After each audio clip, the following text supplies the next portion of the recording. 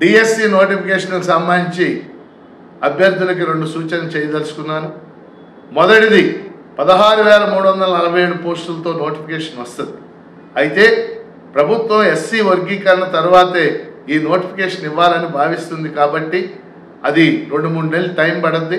అందుకని నాకున్న అభిప్రాయం ఏంటంటే మార్చి నెలలో నోటిఫికేషన్ వస్తుంది, మేలో ఖచ్చితంగా పరీక్ష జరుగుతుంది.